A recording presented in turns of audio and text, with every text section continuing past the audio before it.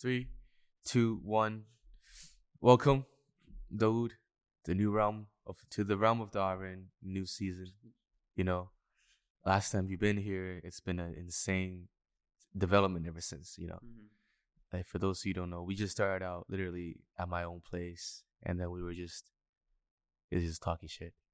We weren't talking shit. You're not talking shit? No. We were critically talking shit.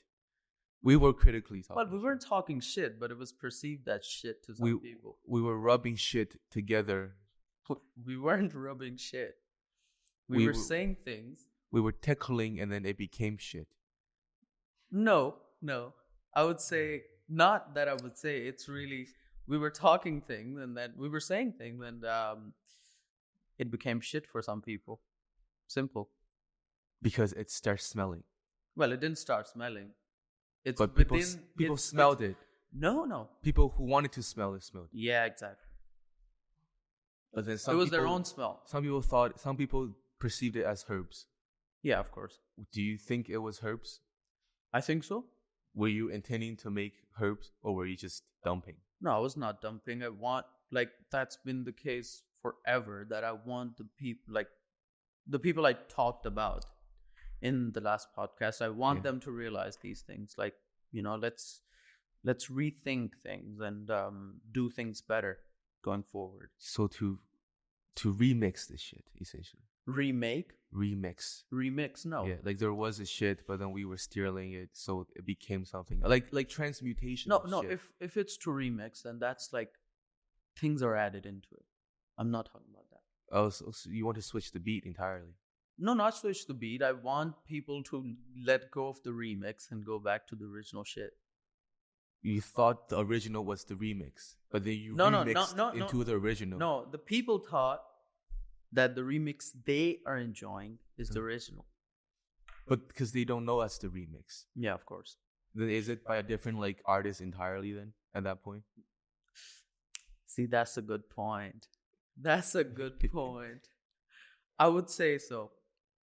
The people who have hijacked the original itself and then made it into a remix, yeah.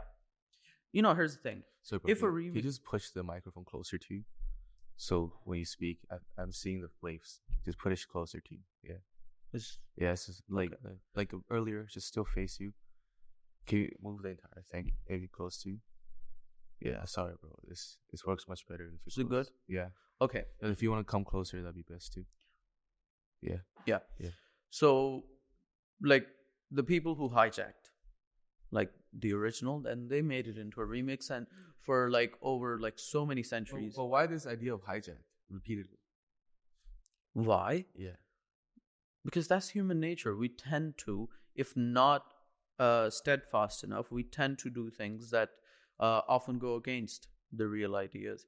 But then it's like what we were talking about earlier was Buddhism. It's like it's developing, right? It's developing. But I made the point. I made the point that if we were to talk to Siddhartha Gautam right now, like the Buddha, the real G, he would say that's not what I. But how do you know? Because here's the thing. You go into early Buddhism, right? It didn't have a very theistic idea at all. You come into different regions, like in China, or goes on to Japan and stuff. They incorporated local deities into the thing. Even some Hindus make this point that after he was gone, that he was also an avatar, Siddhartha Gautam, of I think Vishnu, was it? But that's the beauty of it. It's like this idea of reincarnation. Yeah, but he never professed that. How do you know he never did that? Because it's recorded. But there's so many scriptures. Have you read through every one of them? I haven't read through every one of them, but when you look at one sect of it, or the early Buddhism as in a summary, because it has to have a basis, right? Like for Islam, we have a basis, a very monotheistic religion. One Allah. Ever since this world or universe has been, there's only one Allah, there's nothing else. Imagine now, Islam was in Arabia. It came to India. We had local deities here. We start to say, oh yeah, then Vishnu is a prophet. We might think that these guys were prophets or whatever, like these good holy people that they like worship, but we have never made that claim though, like really, like because there is no evidence, but we don't disrespect them either. So it's the same thing. It's like he never said it, Siddharth Gautam, but we go into Tibetan Buddhism. There's like worshiping of the mountains and all those things. So, but isn't it just human nature to develop and to like continue, like to just so then that's just to keep the drums going. Yeah, but that's just to say that you can't adapt to the real message. You just change it according to your own ways, just like the Christians have. But then that's like, it's like perspectives too then, right? It's like, how do you know that? It's like you're trying to say that one perspective is the only perspective, even though the perspective that you're proposing might be a broader perspective. But but then that perspective shifts depending on where you're standing. No, but here's the thing. I'm talking about not just perspective. I'm talking about foundations of things. You need to have a foundation which cannot, you cannot shake that foundation. The way you apply it can be, like, it can be applied in different ways. Well, exactly, right? The foundation that we all share in common is this universality that Buddhism, in its essence, in its philosophical essence, proposes, and that's why it's so incorporating, right? You have Manichaeism, Zoroastrianism, all the Persian stuff became Buddhism, right? All the Greeks that were in Central Asia at that time adopted Buddhism. It emerged, but it did not become like Zoroastrianism. No, here's the thing: Zoroastrianism. There are still Parsis that are actually following it the way the Sassanids used to. Yeah, you could say that then. But then I couldn't say that. That is the case. Yeah, but I'm saying why people could just do their own way, but then you meet other people. But that is to change. But that is to change literally the foundations of it. That's not to change the foundation. It is because they find similarities within those foundations. They find similarities within those foundations. But if this thing is a literal different concept, like Islam, we are a monotheistic religion. We can never come to terms with Buddhism. Why not? Buddhism does not propose a theistic way that Abrahamic religions. The way it's being professed right and like practiced right now in Tibet or Japan or these countries or anywhere for that matter is not real Buddhism. The one that Siddharth Gautam. But doesn't have to be real or fake. That's the whole point about the wisdom of the Buddha. Is that it's not about being what's real and what's fake. Then what do we live for? Has to do with what do they live for? Has to do with what we call it's not the heart, but a bigger point. But what do they live for then? You live for if you're going to keep updating it, right? You keep adapting. You live for the sake it's updating. Of life. It's rather updating than adapting. You keep updating it. You incorporate these local deities of different regions in it. But it's incorporated in a structure, and that structure itself, it's coherent with the whole philosophical principles. But you're not under the cosmology. But you're not adding looking at it in a more universal perspective. You're not adding those local deities into Buddhism. You're adding Buddhism into those. Because Buddhism as the worldview in a language that is used by the Han characters throughout East Asia, it can encompass the idea. They encompass not only the idea but also the cosmology, the view, right? One word that is in Taoism, the same character, even though it might sound different in Sanskrit, can be used similarly in Buddhism because it means the same thing. So it's much easier to find commonality within that. Yeah, but my argument is still the same. Like the foundations of things is not same in all the others because the foundation is just the foundation. No, you still got to be scientific. Yes, and so the foundation itself never changes.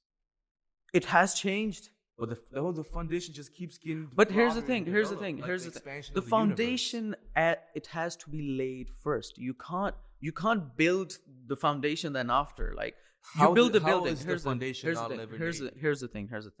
You're constructing a building, right? You have to lay the foundation first to build upon it. Yeah? That's like a common thing. But you have to be on that foundation, don't you? Like, you can't make a floor that's just like going that way or something. Of course, it's not going to support it. So if you go, because if he did not go for, Siddhartha Gautama did not go for a theistic perspective, then why would the later deviations, quote unquote, would have that?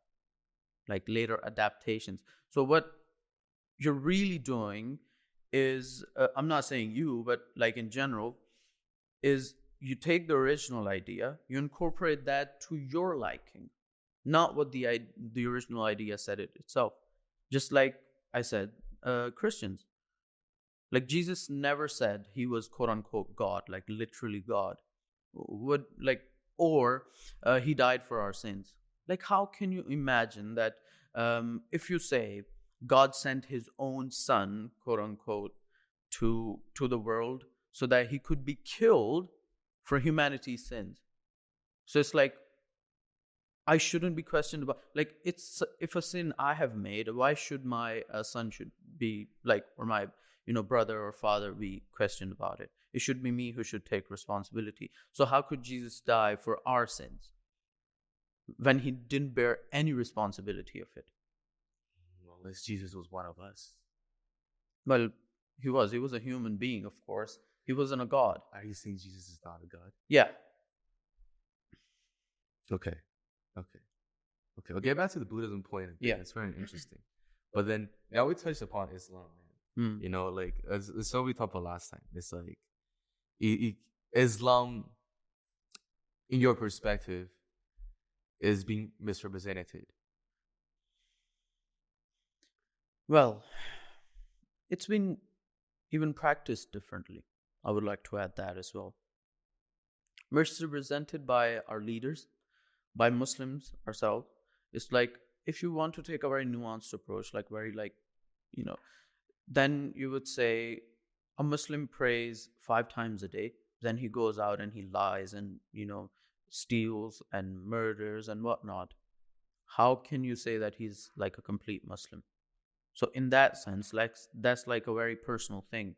Like, we don't even know if every Muslim is now fulfilling the 5 pillars of Islam, right? So if you take it at a higher level, you look at the governments and of our governments, Muslim governments, like I wouldn't call them Islamic governments, but governments of Muslim countries like Saudi Arabia, Iran, Pakistan,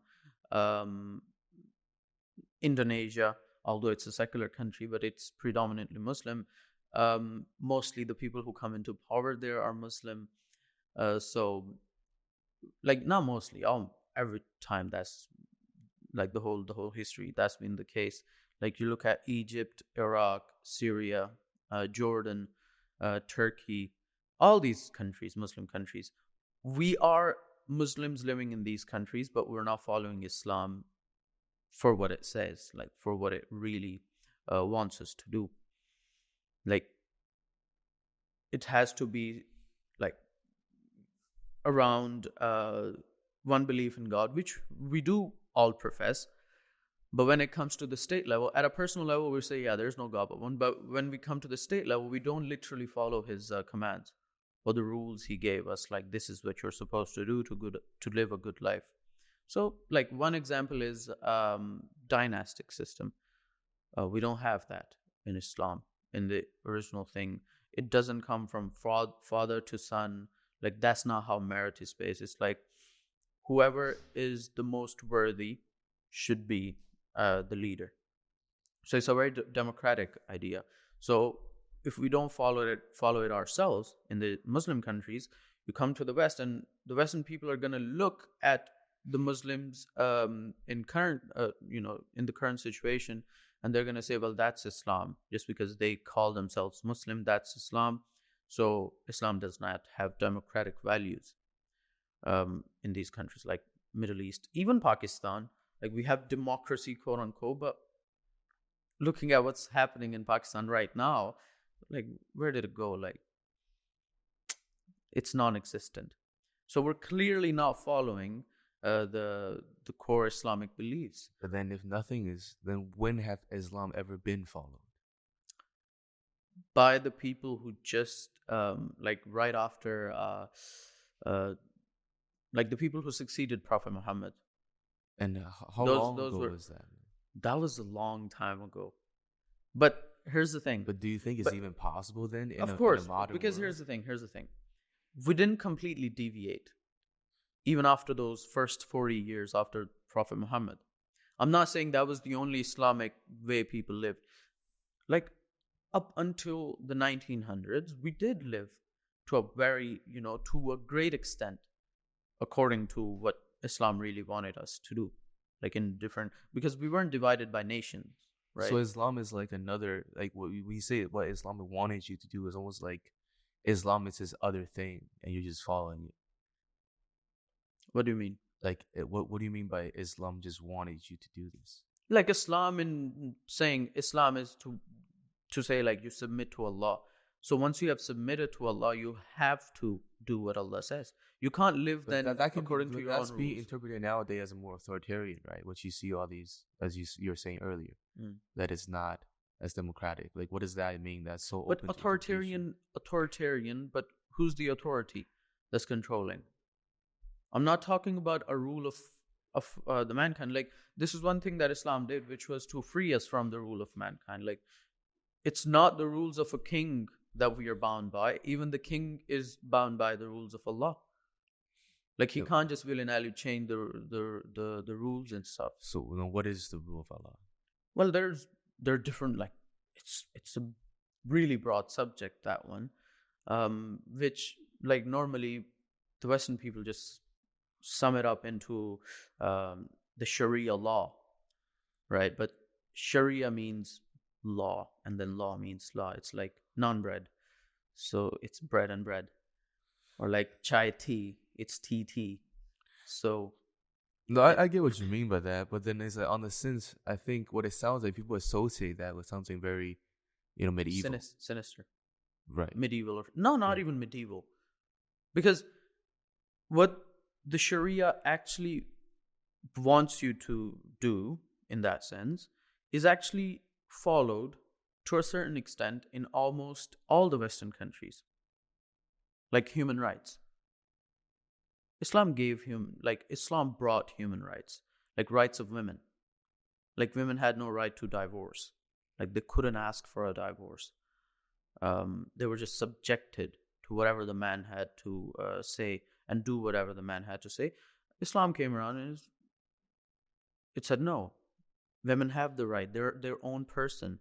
They're not lesser than the men. Like, this is the beauty of Islam, which is like we are all equal in front of Allah.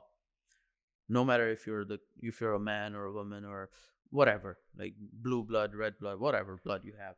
So these things are followed in the Western countries. Like, why the West is so sort of venerated in that sense is to say this, said we brought freedoms and rights and all these things. Well, Islam brought that 1,000 years ago.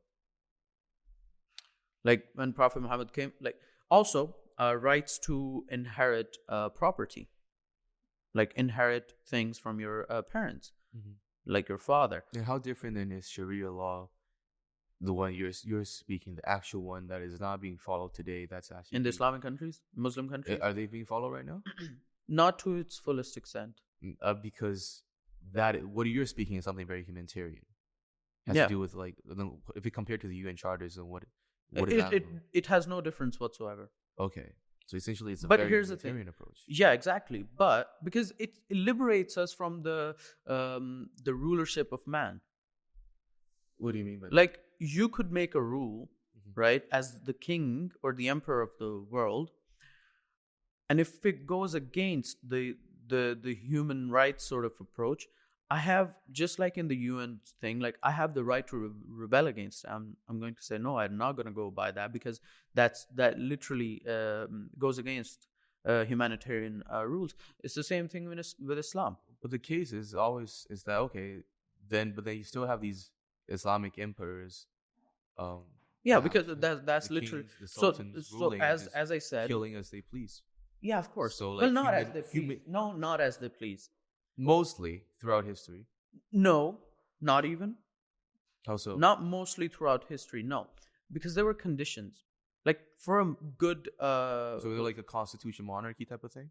not a constitution taken as um, the Quran being the constitution, right, and the hadith, but not as in like an authority which ensures, like the parliament now, right? Not like that.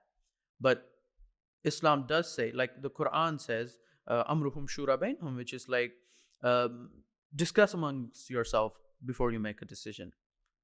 Like it's not even it's you don't even call it preferred, but that is what you should do. Well, then if you don't have, then you're saying the Sharia law is then based upon how the Quran is being discussed relating to regulations. Yes. Okay. Then in essence, how does one stop from like just misinterpreting, as you said earlier? Right? It goes back to the problem because you have something like the Quran is so poetic. It's a scripture essentially. It's not written in like. No, it's not that complex. It's not complex at all. And how do you Allah make says in the Quran. system? Allah says in the Quran that I have made this book very easy to understand for human beings, which is true. There is a very sinister approach in India and Pakistan and Bangladesh now, which is these clerics say, don't read the Quran on your own. Like, don't try to understand it on your own. Allah says, read this Quran. It's made very simple for you to understand. These mullahs come around and they say, don't do that. You're going to go astray. I'm like, that's a very stupid proposition. Like, how are you going to go astray when it's like, because I've read the Quran, right? It's very clear in the things. If it's complex, then yes, you go into what the Prophet said about it. Because there clearly were some complex verses. There were not interpretations, but explanations for it. You don't talk about we don't interpret these things. We look at how the Prophet lived his life according to these the rules of the Quran, and then there's his part as well. So it's like Quran and the Hadith, Quran and the Sunnah. Like that's like the Prophet, the Quran as the syllabus.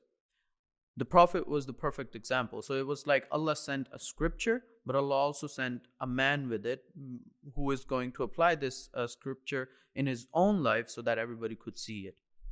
So in the Quran, Allah says he's the best of, sort of example for mankind.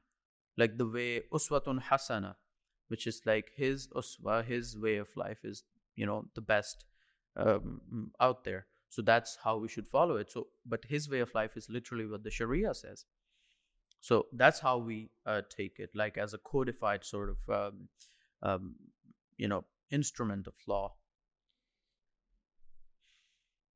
Is there any pillars then in this case to that we can really list it out very clearly, like how and categorize these things? Well, there's 5 pillars of Islam, right? One is shahada, which is like to, right? Mm-hmm. Mm-hmm. The other is giving charity, zakat, which is compulsory. One is to perform hajj. The other is to pray. So and the 5th one is fasting, right? How I interpret it is this shahada, which is to bring, like, agree and literally take oath that ashhadu an la ilaha illallah, there is no God but one, Allah, wa ashhadu anna Muhammadan Rasulullah, and Prophet Muhammad is his messenger. When you're going to say ashhadu an la ilaha illallah, there is no God but one, then you can't follow anything else but what that God says, like what Allah says, like ashhadu an la ilaha illallah. Because if he has listed, like, here's the thing, if he hadn't listed out the rules, right, he was like, just believe in me, pray and do those things, nothing else, I'm not gonna bother you in any way whatsoever, you do whatever you want to do. That's not the case. Like, if that was the case, then we would just do like the way we are functioning right now. But if that's not the case, he gave us the rules of how to live and all, like rules to war, and like in the Quran, the rules to war is you don't cut down trees. Like, just because, scorched earth tactics that these people used to do in the old times was they would just burn everything around their thing. Islam doesn't do that.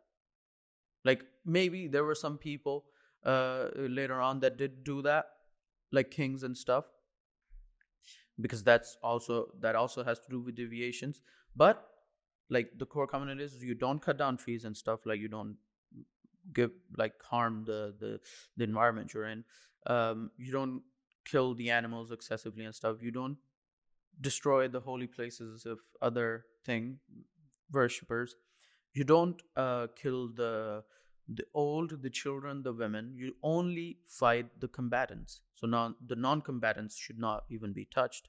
So of the things about when you said there's rampant killing, yes, there has been cases, of course. But Islam doesn't say for that. Like, Islam doesn't say do that. So that's the idea. So there's these rules, very humanitarian rules that you have to follow. But of course, it's not even to say that not everybody is perfect. It's also to say that the current Muslim sort of ummah, the families, they simply don't understand or grasp the bigger sort of picture. Wow, but then are you condemning the entire Islamic scholar community then? No, not the scholar community, ma'azallah. So the scholars are people who are how is it like? But they have done this. Now, scholars have done this. Mm-hmm. A scholar's duty is not just to sit in a mosque and just preach these things. His duty is also to go out and strive for change. So like a missionary. Not a missionary, but rather bring people to this thing. Like, not a missionary the way these guys used to do, is like go around residential schools and go to the Philippines, start killing the natives and stuff. I'm not talking about that. But rather, it's like, these things, right? Like, I personally know these things.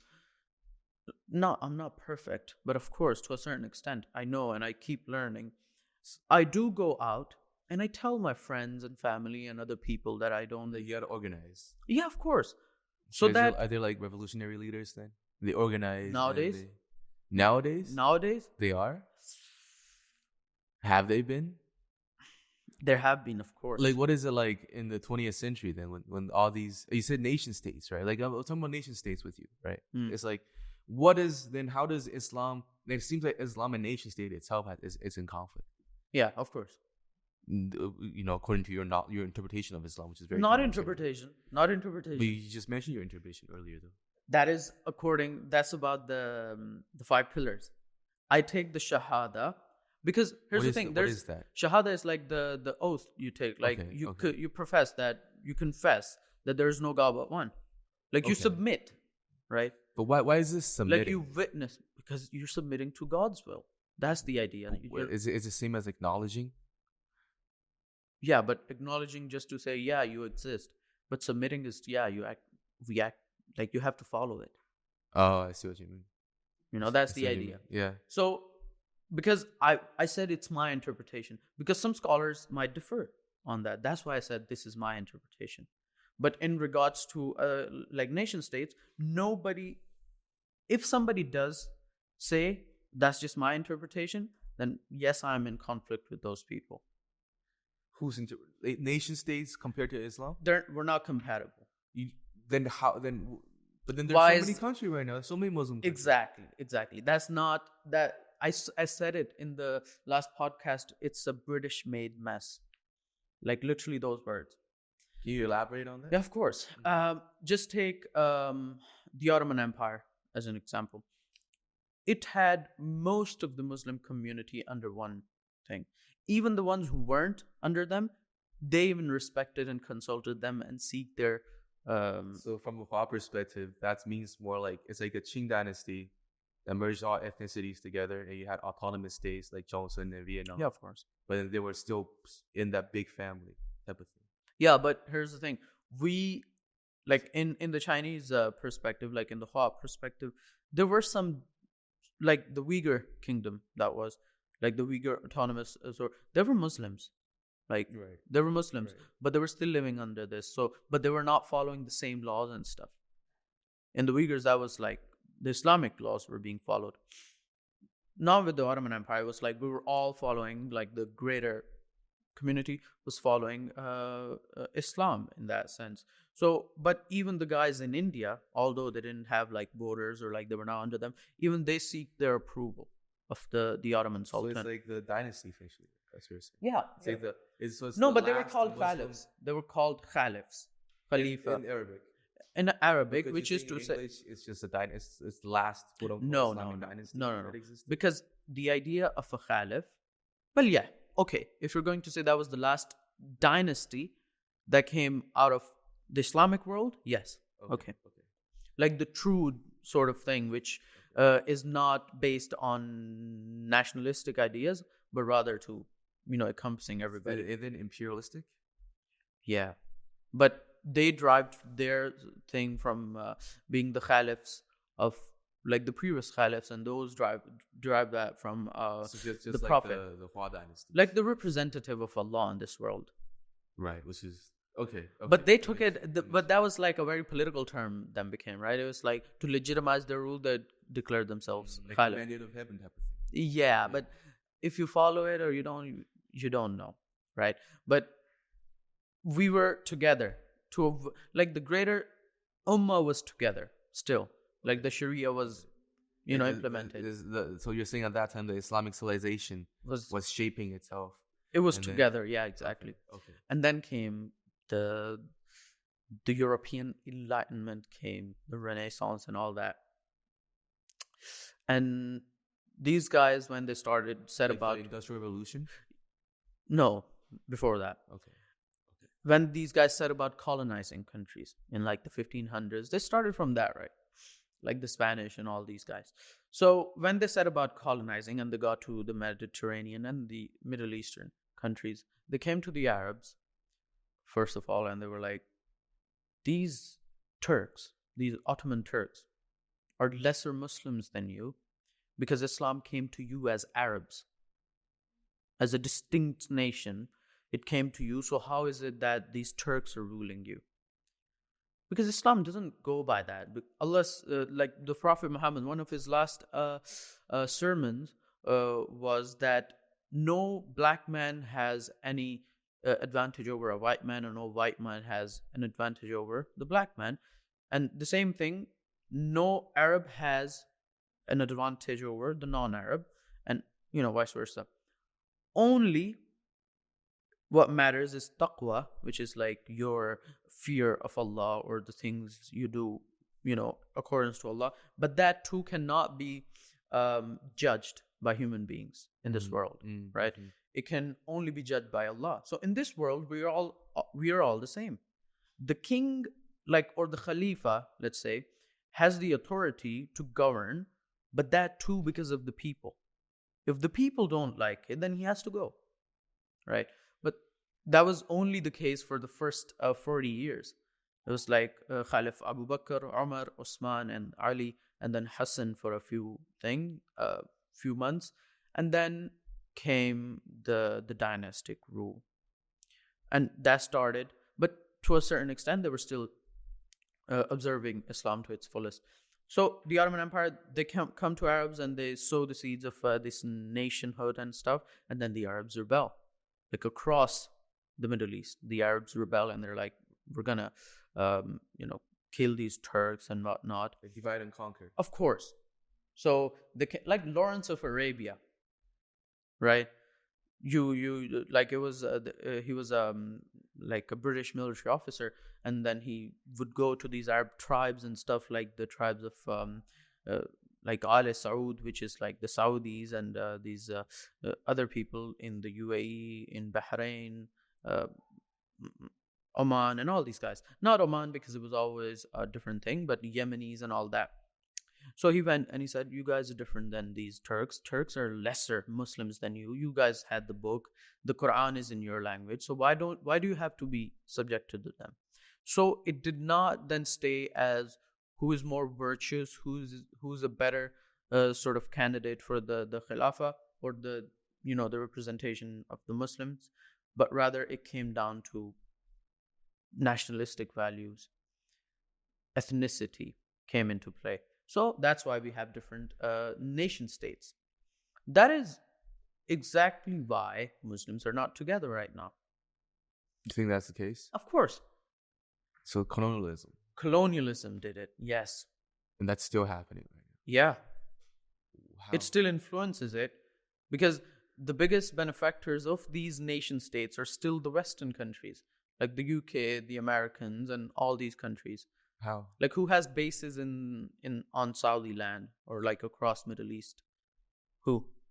The US. They can willy-nilly invade whenever they want. And all these Arab countries are going to support them. They invaded Iraq, yes, sure. But they'll say they're the protector of freedom. What freedom? Whose freedom?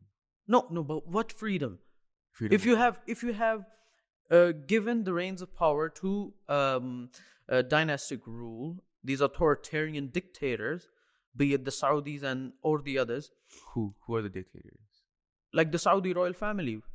That's like it's not even a nation state, it's rather a family state. Saudi Arabia.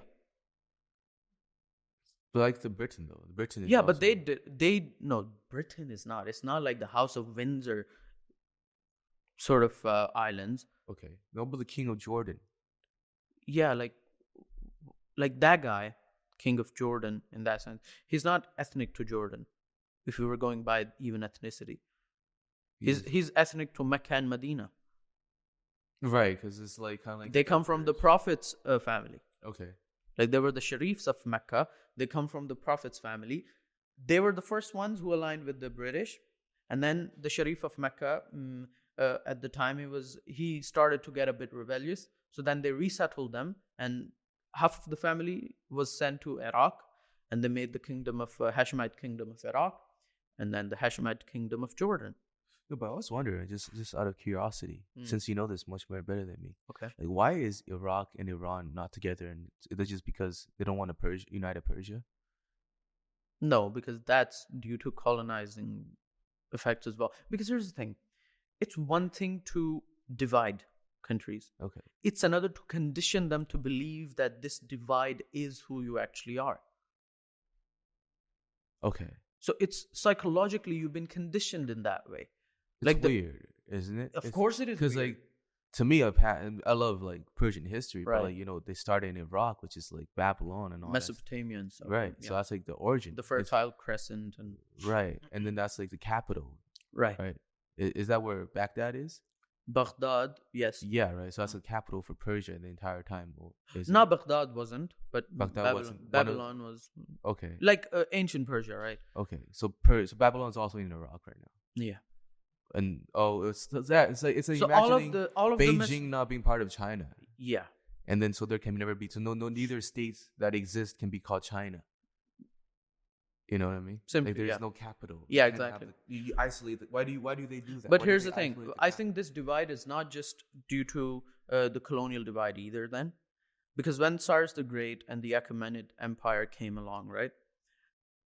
They did not have cities like Babylon as their like they didn't have one capital, right? If we're going by what's the capital or what city they lived in, all that, he did not come from Babylon. Cyrus the Great. He came from like the southern part of Iran, part which is closer to Balochistan in Pakistan and stuff. Mm-hmm. So he was from a satrapy from there, right? And he rebelled and he did that. So that became like a global sort of empire, right? But in that sense, why is Iran and Iraq, which historically has been always the same, not like together? Well, simply this is the reason, that it's because of colonialism, like the current divide. So why? So like, what do they do? You study this. Do you have any clue as in why do they? Yeah, well, they would have to, because the ultimate goal was to weaken the Ottomans, right? Like they were still a very powerful force. Like had this this divide not happened in the Middle East, the Ottomans could have lasted. They could have defended themselves. But when you have the European powers attacking you, and then your own people like Muslims, they start attacking you as well. Like, so it's like a double front, and the Russians attack, and then everybody's just encroaching upon your thing. What are you going to do? So that's the case that happened with the Ottomans. And to facilitate that, they had to make these nation states, like the British had to. And then the Americans just succeeded. Like, they're the successors, right, of Britain. And, the imperial sort of persona like that they represent. It's like, because of few individuals, because of the elite that wanted power for itself, decided with these the British, the colonizers. Which elites? Which elites? The elite that still occupies these countries, like the Jordanian. Oh, you mean the Middle Eastern elites? Of course. Okay. They still occupy these, positions of power in these countries, and people were not consulted, right? The common people were not consulted. These elites had the power, and they waged war against the Ottomans, and then they consolidated their own petty kingdoms in these in that part of the world, and that's why there is the divide. To simply answer your question, like, it's because of, like, they made this sort of elite. But then what does Persia have to do with the Ottoman Empire? Persia was not under the Ottoman Empire. Like, what is? But it was a Muslim thing nonetheless, right? Like, okay. Iran. Okay. Right. It wasn't called Persia. It was historically called Iran. Oh, really? Yeah. Okay. That's why the Pahlavi, the first Pahlavi king, Shah of Iran, he came back to call it Iran again, because then it was first Safavid Empire, the Qajar Empire, the Akkuyunlu, the Karakuyunlu, and these guys that came on, the Khwarezmian, the Seljuks. But he came back to calling it Iran in its sort of original name. So, but it was never under the Ottoman Empire, right? But it was. No, but why did the split? The Iran split. Iraq and Iran. Yeah. No, but here's the thing: if you're going to talk about, like, the borders and stuff, then the Ottomans were occupying Iraq, right? Oh, okay. Like, so Iran was always, like, they couldn't hold on to Baghdad for much longer. The Ottomans came in under Sultan Suleiman, the Suleiman the Magnificent, and he, in his Eastern campaign, he carved this land away from them. It stayed with them for quite some time. Then the Iranians took it back, the Safavids, and then again came Sultan Murad. He again took it back, and then the borders have been since the same. So these people already, not to think that they were different, because there were no borders, right? Like, you could come and go wherever you wanted. But when the British came in, Iran in itself was like its own unit, right? It was not occupying what you would call like foreign lands. Like, the Ottomans started in Turkey, in Anatolia, and then they went out to other countries, right? And they conquered. Iran did not, have that thing. It was like centered around, like, the Persian sort of what you would call the hinterland. So they had no, like, the colonizers that came in, there was no sense of, like, belonging to, like, okay, this Iraq part is ours as well, right? So the people who were there, when they were carved up by their own elite into this thing, they were like, yeah, we are Iraqis, like, that's it. We have no relationship with others whatsoever. So same thing happened everywhere, like Syria, because Iraq and Syria were like one unit before, historically, the Fertile Crescent and stuff, right? It was never subject to only one sort of block. Like, sometimes even the Egyptians would come and occupy it under Ramses II and all those guys. I think it was like the Hittites, they would come and stuff. So it's always been a matter of, exchanging hands, this part of the world. But the colonizers, they actually gave them these sort of distinct ethnic value just to undermine the Ottoman Empire. So Islam went on the back burner, nation and ethnicity came ahead. But then there was a case that because the colonizers at that time, because they were taking all the wealth, right? Right. So like they're just doing it, and then so they made little sections. They divided, so therefore it's much They easier. gave them to their client families, Okay. Like like the we Saudis. like we will work together Yeah. for this part. But then then the idea of, as you said earlier, with democracy, how like Islam was like liberalism with like humanitarianism, or not even liberalism, Not liberal. but like humanitarian ideals. Right. Those ideals. But then why did that ideal still result in a class system during the late Ottoman period? Why did that result in a class system? Yeah, why couldn't the Ottoman or like the So Islamic are you saying civilization- why were there elites there so that the British could shake hands with them? Is that what you're trying Yeah, to say? or why couldn't the Islamic civilization Because these people used to distribute be power? these people used to be in power before the Ottomans took them over, right? Like the Mamluks in Egypt, and these Saudis and all these were tribes and stuff that the Ottomans subjugated, right? I see what you mean. So, but they were working together, like for the greater Islamic sort of Is it not perspective. like a centralized government? It was because governors were appointed. There were these respected families, which then came on to become these kingdoms and stuff, but they were always Ottoman governors, which they would call the beys, like the Beylar Bey, the Sanjaks and stuff, the provincial governors and all. So they had that there. Like those were the ones who would oversee these. Like imagine in Chongqing, right? The governor would be the Central Communist Party's guy, but there would be respected families like yours, right? And then just giving you an example, right? Like your family occupies a position of power, respect, wealth, and stuff in Chongqing. Hypothetically, of course. And the government would appoint a governor over that city, but your family would still exist. But at some point, some guy comes into your family and says, I'm going to take over the city and I'm going to make my own kingdom. I'm going to kick out the governor. That's the case. That's what happened there. I see. Yeah. I see. Then let's talk about your favorite subject. All right. Let's get to that. Led us to a very good point. Then here we come, the $1 million question, man. This is what we're bringing back. It's the remix again. You know what I'm saying? So yeah, regarding to the Indus Peninsula, Indian subcontinent. India subcontinent. Wow. Yeah. That's that itself is gonna just. There's a lot of hate coming in. I can feel it. What's this? The Indian subcontinent. Right. Your home, your fascination, right? Your country, Pakistan, and then I have actually let go of that. What do you mean? I don't subscribe to being just a Pakistani anymore. It's just, I'm a Muslim.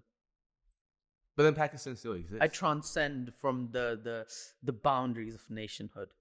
Okay, I see. It's a very romantic. But I still live in Pakistan in that sense. Like I want to live there. I want my children to grow up there. I want to live there, like a peaceful life.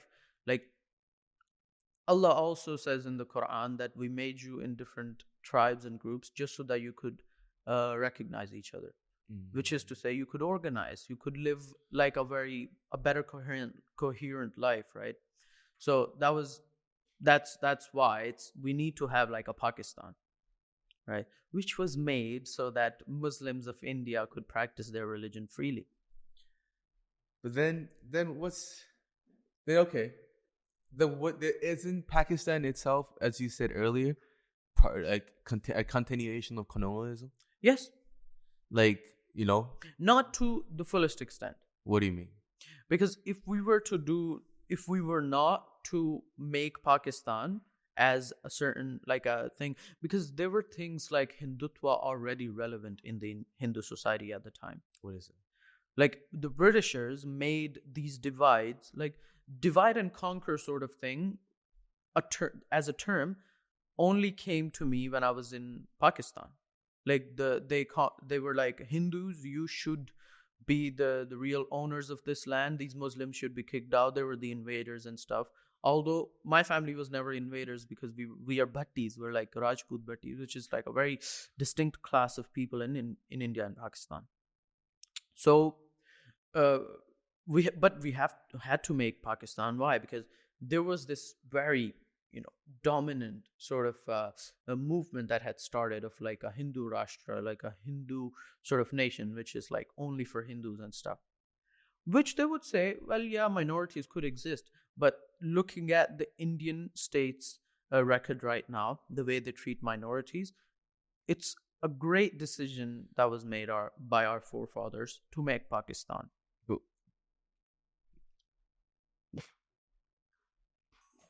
This was card.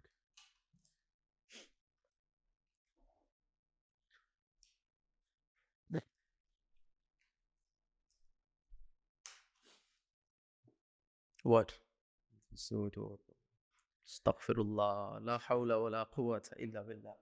love this was your time to see with it like some. Yes. Okay, when you're ready. Your question. Oh, not ready. Yeah. I think there's a lot. Yeah, a lot of questions. You do? Yeah. Nice. I do. Well, I hope there's the SD card for it. There is. Because the last time we couldn't get there. Yeah. It's nice. We unpacked a lot of things. And thank God my throat is not messing up, so that's good. I think it has to do with the air and stuff. The dust and all. Is the air up? Is the air up? Bro, I don't know how this is going to be received. Bro, can you even go back to Pakistan after this? Of course. Bro, I told you, I don't care about other things. These people not enter this country because the pockets. I could, okay, I did. Don't you also want to live in Saudi? How are you going to live in Saudi? I don't want to live in Saudi. You're going to live in UAE. Bro, Saudi's right next door. Bro, by that time, those countries won't exist, inshallah. Okay, just cut that part out. Yeah. But I was saying, okay. But then isn't like Gandhi's like initial idea, everybody, like India for everyone in that sense, and that was internationally known, right? We even in China we taught it in our school books. So like, why do you say all of a sudden you say that, being because Pakistani? With Gandhi, there were contemporary people of his time that did not believe in this idea, and they could galvanize on this idea much, sort of more strongly. Like, because the masses were like because there was this narrative, the Muslims have been occupying you guys for like almost 1,000 years. So what do you do to these guys? Right? And then comes in the Hindutva element, which is like, kill them, kick them out. Who are they? The Hindutva element, which is like a Hindu nation, right? Like the only Hindu nation, like the whole of India, which is like stupid because it never was the case under only one thing, like the whole of Indian subcontinent under one. Never. Is this idea first proposed by the Mughal Empire? No, it was never proposed as like a philosophical idea. Okay, so it doesn't have any, like, as we say, it has no basis. It has no basis whatsoever. Like, if they're going to go by the Mughal thing, then let the Muslims rule. That's very controversial. Of course. Mm-hmm. But here's the thing. Like, they were like, this idea of a combined sort of nationhood, whatever, it was actually given by, like, not by a Hindu guy then. Like, even if you were going to get inspiration, right? Like, the Marathas, yes, for a certain extent they were, but then they didn't occupy the whole of India, and they were not a strong empire. Mughals were strong. They occupied most of India. And the Mauryans were.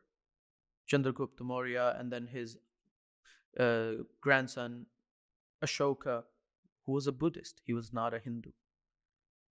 Chandragupta Maurya himself was not a Hindu. He was a Jain. Right? So, if you're going to take that inspiration, then stay a secular republic, which is not, like, in constitution and by name they are a secular sort of country, republic, like republic or whatever, union sort of thing of states, but what they're doing to the minorities is very different than what the Constitution says. Like there's mob lynching for just transporting cows around. There's mob lynching if a Muslim guy is seen talking to a Hindu girl. Right? It's like there's the idea of love jihad. Like these sinister Muslims, they're coming in to take our women. Like I've never liked a Hindu girl in my life, but I would still be called Is that state? Is it state sponsored? Yeah. It's state tolerated. Is that like Jim Crow South? No, but here's the thing. Who occupies the state makes the decisions. The ones who are occupying India right now is the BJP, which is the political wing of the RSS, which is the Rashtriya Swayamsevak Sangh, which propagates for this Hindutva sort of ideology, which was founded by Veer Savarkar. He was like the Hindutva nationalist sort of guy. So if you're going by that, and those guys are the ones who are occupying India right now, then these people like Christians and Muslims especially have no sort of rights to live in India right now. Like they're living there, but they're being persecuted. So are they based by ethnicity or are they based religion by religion? Religion. Because I'm an ethnic Indian, by that matter, right? I'm a Rajput, but I'm a Muslim. If they went by an Indian nationalistic idea, then I should be welcomed. But I'm not. Why? Because I'm a Muslim. And to, cherry on top, I'm from Pakistan. So where are you from Pakistan? Why am I from Pakistan? Because historically my family lived there. We didn't migrate. But okay, but then what's the importance that you're from Pakistan? The importance is that I'm not that part of the Indian sort of thing. Oh, okay. In the Indian context, in the Indian state context, because they do not want Pakistan to exist as a separate thing, because they want all of this under there, like Bangladesh, Pakistan being a part of India, also a bit of Afghanistan also being a part of India. Yeah, some Chinese some of Chinese land being a part of India. So that's what they want. So that's why they literally, quote unquote, dislike the idea of Pakistan as a separate nation. Okay, I know there's been wars over it, right, for our history. Yeah. And then, but Pakistan is a very new country too, in terms of history. Yeah. Right. But then, why do they? Well, how do you classify a country's history? Because if we're going by the Indus Valley narrative, then we have lived there for like forever. I see, because it started in the Exactly. Indus Valley, Pakistan region. So we are the originators of what they claim to be Indians right now, right? So if that's the case, then we are a very old country, a very old piece of land. But if you're going by Pakistani perspective narrative, then yes, we are not. That is why nation states, the BS that we've been talking about. So that's why they would not. And here's the thing. We said in the last podcast, I said it, right? We made Pakistan so that Muslims of Pakistan could live freely. Like Muslims of India could live freely in Pakistan, right? There was so much backlash, right? Some Indians, one of your friends, came around and he said, but don't you see Muslims are living in India so, peacefully and whatnot, like constitutional rights.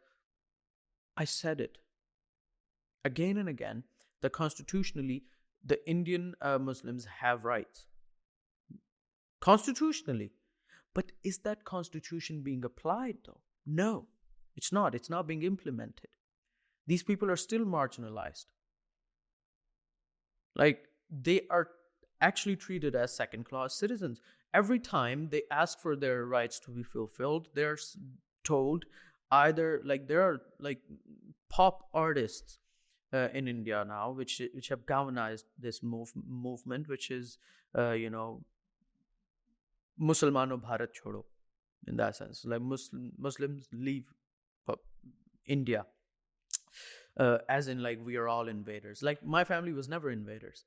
We actually accepted Islam without being defeated. Like we still hold our ancestral lands and everything, which would be called a fee for like a feudal sort of setup in the old times. So we didn't accept it because of the Islamic invaders.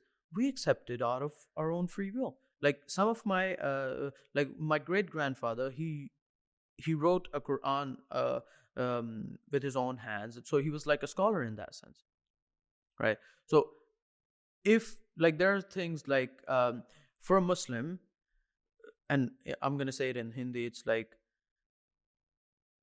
Musalman ka ek hi sthan, Pakistan ya Kabristan, which is a Muslim's only place is either Pakistan or graveyard.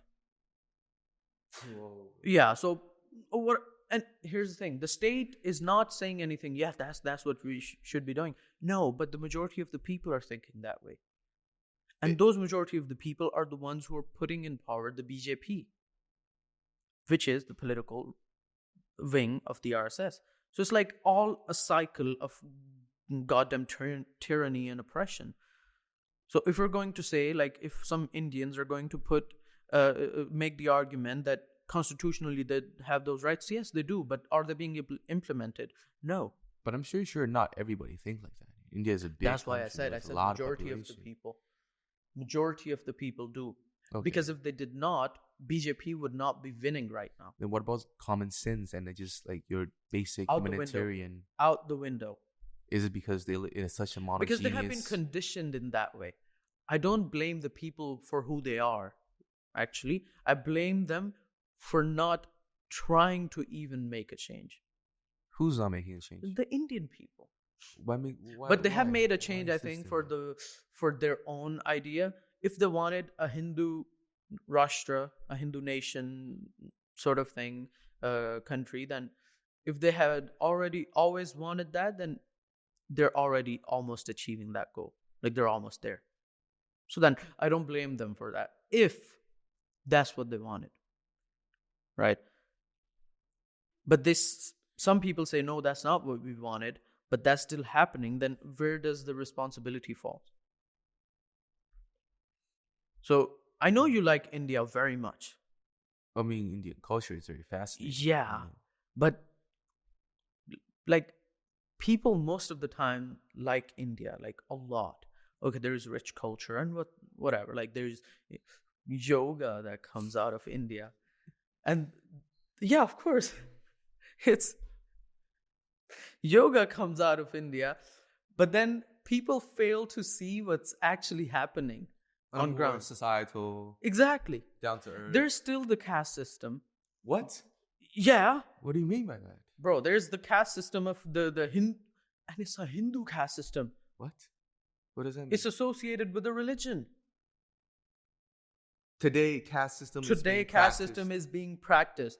Although constitutionally it was abolished, but it's still being practiced in India.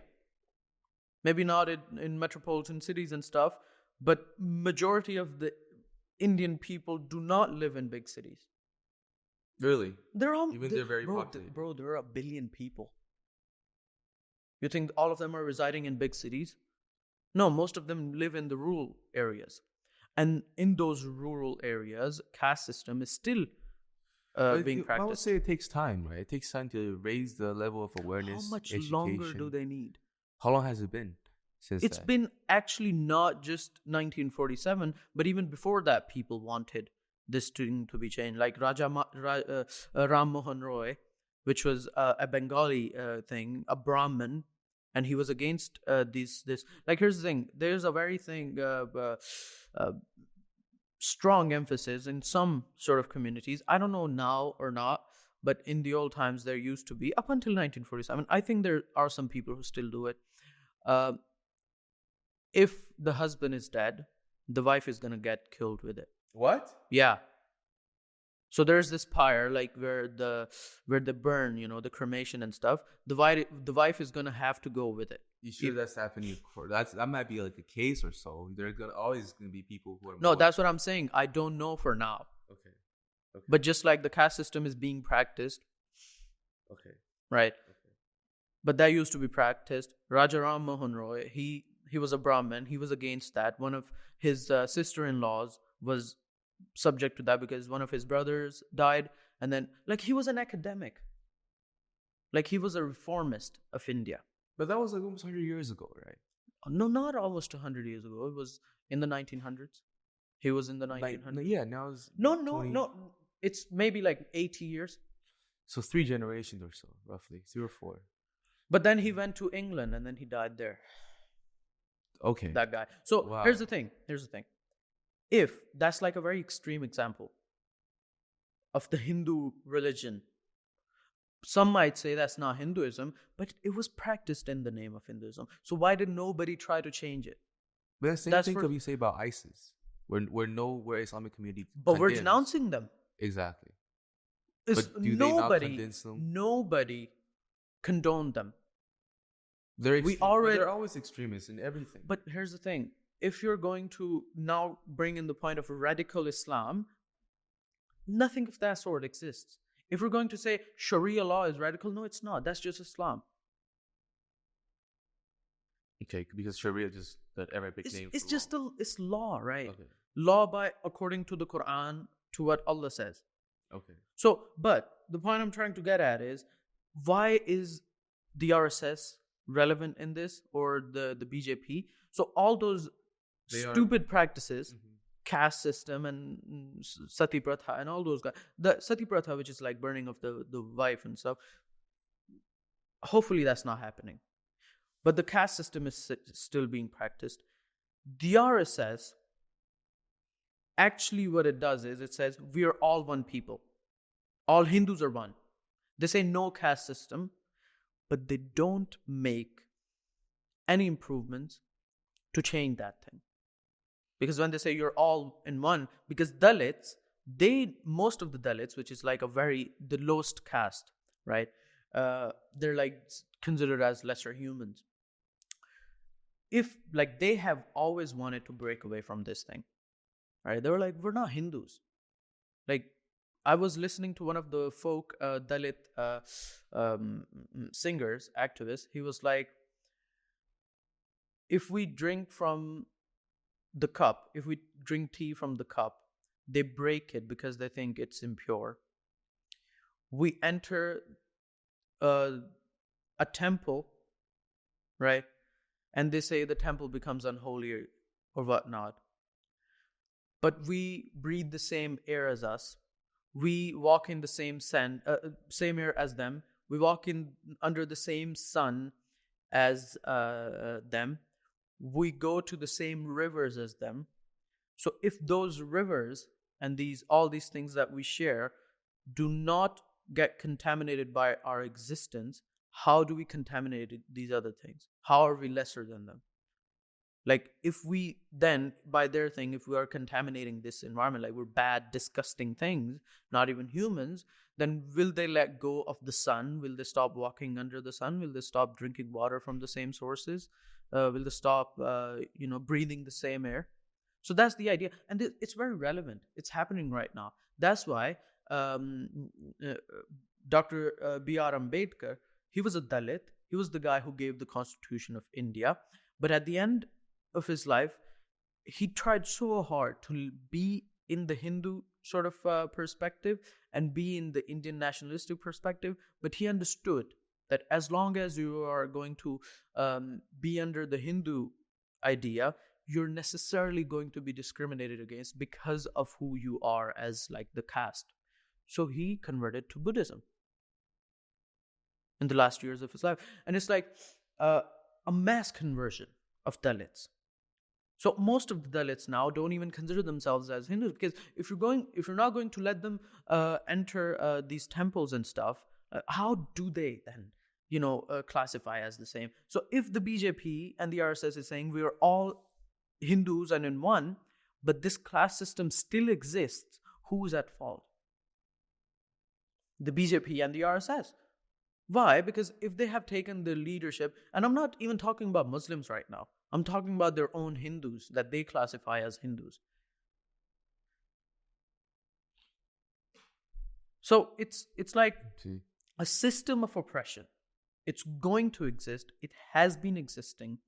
Nobody's, like, people are trying to change it, but the vast majority just conforms with it. So what's happening right now with Pakistan? All right, Pakistan. Mm-hmm. Well, there's a political crisis. There's a democratic crisis. There's a constitutional crisis as well. So, as you know, Imran Khan was imprisoned, right? What do you mean he was in prison? Like he gives on bogus cases, which was as we talked like privately about the diplomatic cable case, which was like he was ousted, right? Which he claimed to be on by the will of the US. Imran Khan claimed. Diplomatic cable, which was the American ambassador to Asia, like the whole region itself, Donald Lu, he's a Chinese. He said to the Pakistani ambassador in the US, he said, if Imran Khan is not ousted in the upcoming no confidence motion, Pakistan is gonna have to bear dire consequences. Right? So the military and the crooks, like the bad politicians in Pakistan, they joined hands, broke some of Imran Khan's party members from him. He was in the majority, like not a simple majority, but he had like coalition government, like a strong coalition government. They broke them away from him and they ousted him. So they bought votes, right? Like there was like horse trading going on. Imran Khan accused the Americans for it. And then he went on a mass rally, mass protest around Pakistan. He was even shot once, so one assassination attempt. He was in his home when he was shot, like after like a month or so. He was still recovering. The government was like, we're going to arrest him, we're going to put him behind bars and stuff. So they came up with three cases. One, the cipher case, which is like, because he showed the normal people this diplomatic cable, he compromised Pakistan's security. One of the idiots of Pakistani politics, she comes from a dynastic point of view, dynastic sort of background, Maryam Nawaz. She's the chief minister of Pakistan right now, of Punjab right now, like Doug Ford for Ontario. So she's so dumb. She said, just because Imran Khan, showed the people, bro, the people who elected him, like they're the owners of this country. Like he showed them, hey, look at this. This is a foreign country encroaching on our sovereignty, right? She said, foreign countries are not going to send us ciphers anymore. Cipher in itself is just like a thing, bro. Like it's the content of it that's the matter. Like you could say a document is written, that's a cipher. I see. So in a way, she actually proved that the legitimacy of Imran Khan's argument. Okay, yeah. But then the Americans come around and say, no, we didn't do it. But then that was very too late because she kind of like really stepped. Exactly. She already accepted the idea that Imran Khan showed a cipher. So Imran Khan showed a cipher. First of all, they said, no, there was no cipher. These opposition guys. But then they were like, he has compromised Pakistan's security.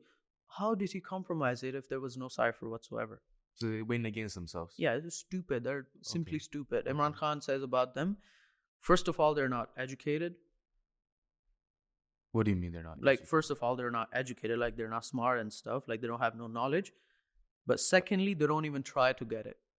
How so? Like, they don't... Like, they're stupid. They're simply stupid. Go to school? No, they did go to school. But the idea about wisdom and knowledge, like common sense. Okay. First of all, they don't have it. But they also don't strive to get it. Like, they're just so in their own sort of persona of, they call themselves the ruling family.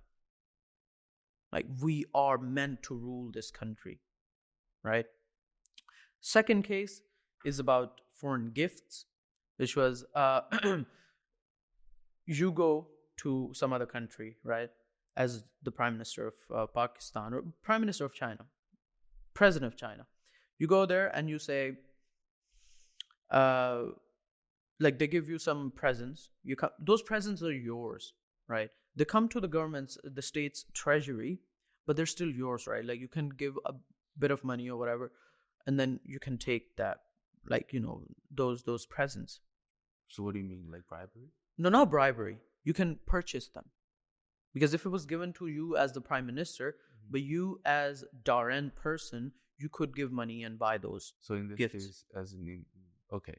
Imran Khan did that. Like, he bought these presents, he sold them, and built a road for the people in his constituency. So he got a president from a country. From Saudi Arabia. And then he sold that president. Yeah. Simply. Okay. Like, he got a gold watch and some other things. Okay. Like a necklace and whatnot. A gold. Like, what need does he have of those things, right? Okay. So he sold that and he did good with that money and whatever. These people are like, oh no, you're not supposed to do that, bro. It's his thing. He's supposed to do whatever he wants. But here's the thing. The funny thing is, these corrupt politicians, they have always not Imran Khan gave, like, the money to buy it, right? These things. They don't even give the money, and they just get those things. Who don't give the money? Like the corrupt politicians that have been in power before Imran Khan. So they take bribes. No, not bribes. They steal. From treasury. Yeah. They just use the money. They use public money, essentially. Yes, exactly. Okay.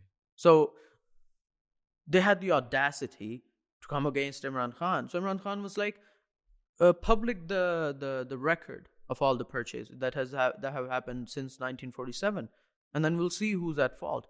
They couldn't do it. Of course they couldn't, because it was them who had been stealing these things from the Pakistani treasury. And then the third case is Al-Qadir Trust, which is he made a university, a research university, a trust foundation, where he would, because he's the first guy in Pakistan who brought in a cancer hospital which treats people, like needy people, free. Like a cancer hospital which costs like a fortune. Like, families get destroyed because even if just one person gets cancer in Pakistan, right? So he gives, like, his hospital, his trust gives free treatment to these people. Like, they cure cancer. Imran Khan's hospital. Imran Khan's hospital, exactly. And then he also brought in, because he was a chancellor of a university in England. I think it was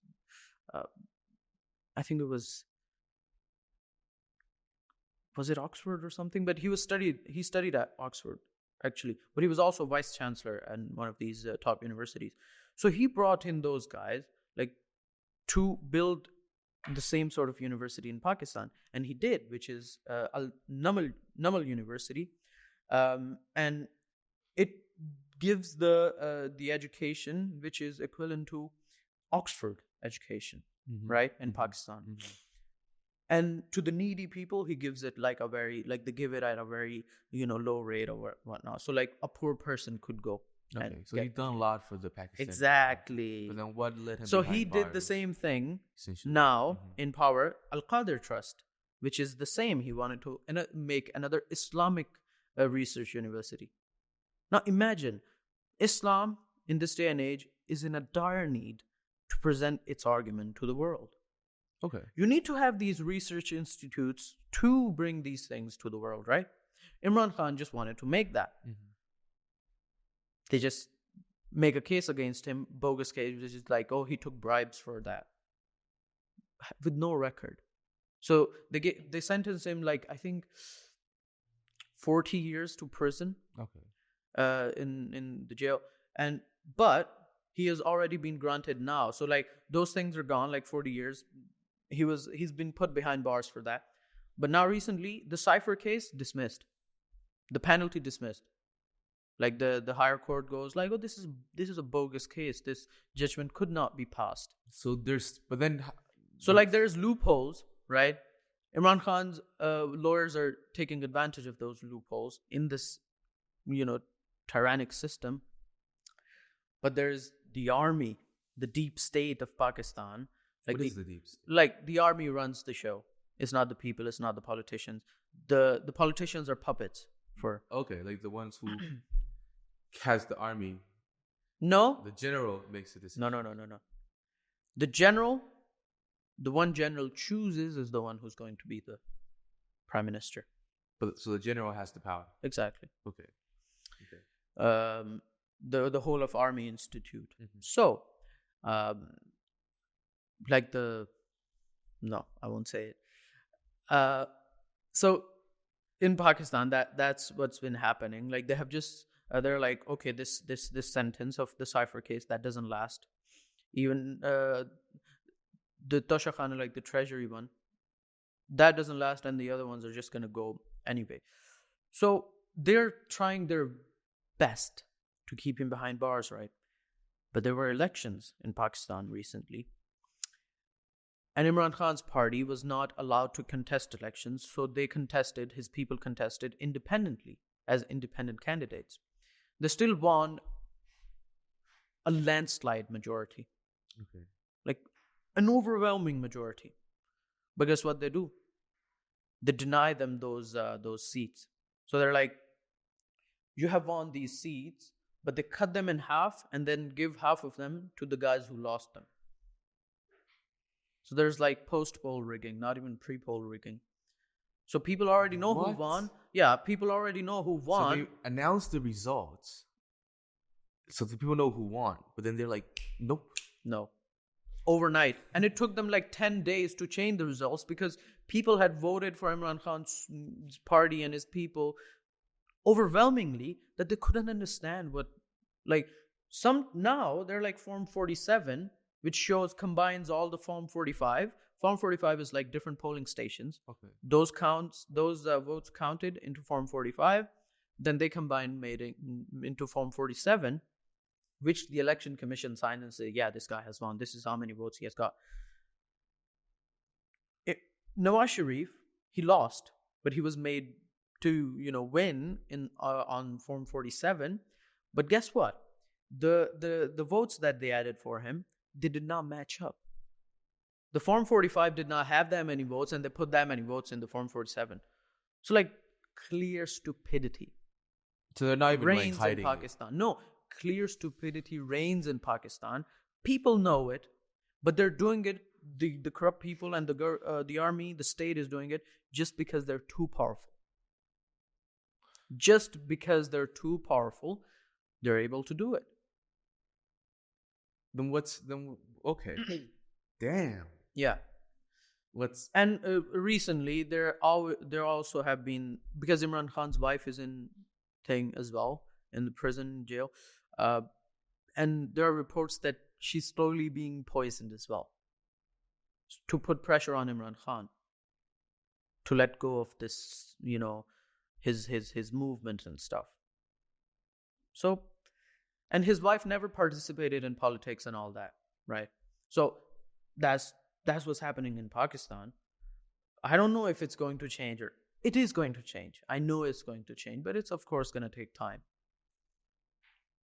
Like, imagine a nuclear country, a population of more than 200 million people, all the resources in the world, like so much potential, but we're hindered by this elite, which is in the military and politics, and it just doesn't let go. Like, imagine 90% of the people are on one side and then 10% on the other, and this 10% is the one that controls everything, and this 10% is being enforced by the West, by the colonials. So you said, how does colonialism still? Well, they are the benefactors of this 10%, which roughly, which is in power in Pakistan.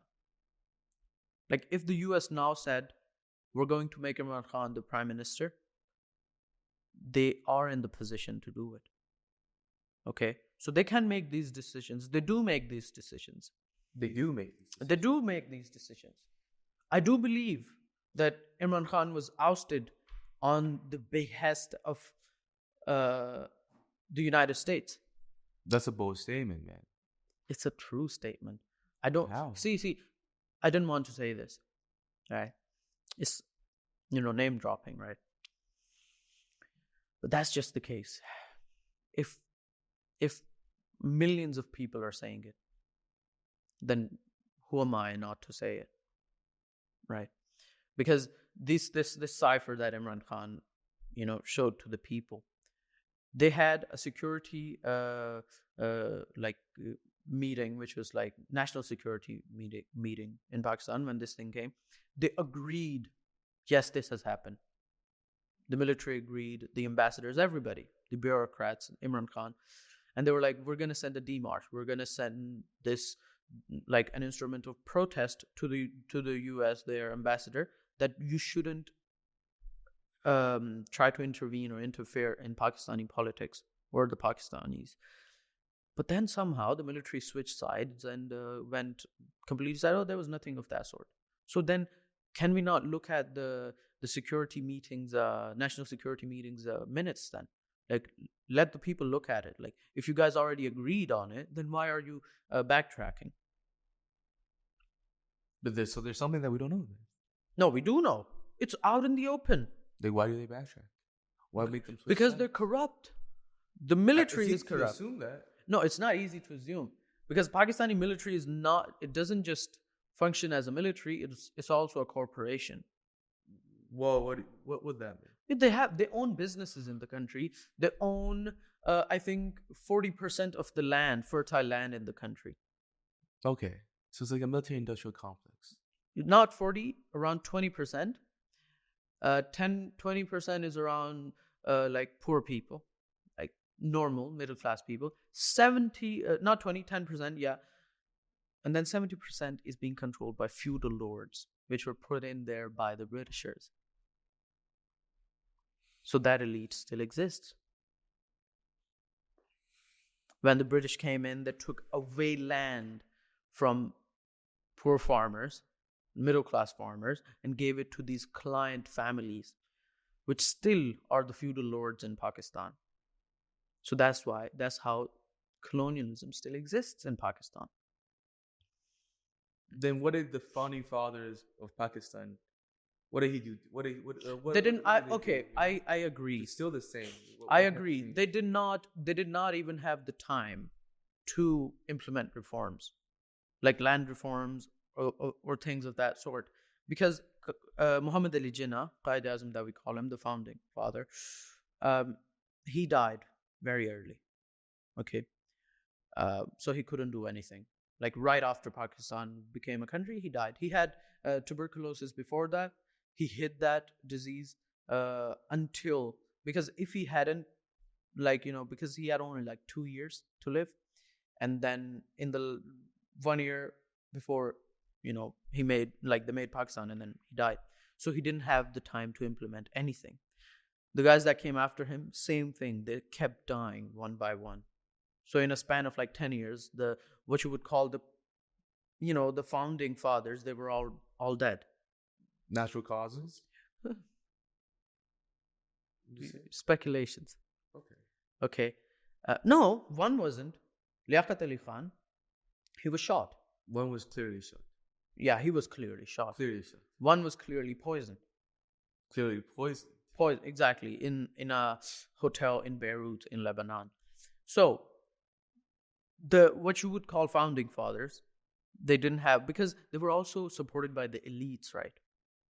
So Pakistan was made, founding fathers gone, the elite takes power, and the first people to take actual control were the military. Ayub Khan declared martial law, and then he became the first dictator, like just in a span of like not even 20 years of Pakistan. So it's like systematic, sort of, what you would say, rot that's been happening in Pakistan ever since its thing. So founding fathers, they didn't have the time to do anything. And then the guys who succeeded them, they were just like croony politicians who were only doing things for their own benefits. And the biggest ones to blame is the military. Okay. Do you, Like as they have yourself then? they As have yourself, ruled for like a good amount of like around 30 years in Pakistan. ever since. Yeah, and Pakistan is only like around 75 years old. Almost half. Yeah. Then for yourself, being, as you said earlier, you being someone. What do you plan to? Is there anything that's happening right now that you see, or is there? Well, there is Imran Khan's movement. Um, my thing is not only about Pakistan, but it's about the greater Muslim community, right? As I said, and I keep saying, we should first get aware, become aware of who we actually are. Like I was reading about Maimonides, right? He was a physician. So many of the Jewish, youth and stuff, they aspire to be, doctors and stuff. Why? Because they take Maimonides as the example. Like Rambam, like this is the G we need to follow. For Muslims and Pakistanis, we don't even know that people like this existed in our golden age, in the Islamic golden age, like Imam al-Ghazali and Ibn Sina and all these guys. We don't know them, right? So our role models are like they're existent, but we aren't aware of them. So we need to be aware of these role models and then build upon the foundation that's already there for not just the Muslims and Pakistanis to have a good life, but for the world to see. Because when the Arab Muslim conquerors went into these Byzantine and Iranian lands, these people accepted them with open arms because they brought law, they brought equality, justice. We want to, and we see the world in the same state right now. Like, look at what's happening to Canada, the economic situation. We talked about death penalty. We won't go into that, but same thing. It's like people are not punished for their crimes; they're actually rewarded for it. They commit a crime, they're sent to jail, and they live in that jail for like as if they're living in a hotel. That's the state of the world right now. And I want Muslims to understand our need, which was felt when Prophet Muhammad came, and then we went out to the world and we showed the world what human beings are capable of. First of all, we need to educate ourselves, get in the position that you're aware of these injustices and the ways to implement good policies to go against them. And that's how we redeem ourselves of the 100 years of humiliation that we have been for our own faults experiencing. And that's the way to go forward. Wow, so in the Islamic world, there's also 100 years of humiliation. Of course. I say it. Because since the Ottoman Empire has been... Yes, slowly becoming Chinese every day. Yeah, but yeah, that's like we need to realize that we were broken up into these petty states. First of all, we need to do what's to be done about these nation states. And then, moving forward, combine as a Muslim ummah, and then go and tell the world that we are not just barbarians who are lawless and fanatics or radicals, quote unquote, but we are the ones who gave human rights, laws and rights to women and rights of, all the people at a disadvantage. And I can prove that. It's great to end it. Mm-hmm. Great to end it. Yeah. There you have it. Dude, thank you. Thank you for being here. It's always a pleasure. Well, you said it's very heartfelt. I'm sure that the audience... Hopefully. Really Controversy, but hopefully. Well, I think this time is going to come from the Indian side. Either way, man. Either way. Brother, thank you. All right, folks. Oh, yeah. All right. Wow. Yeah.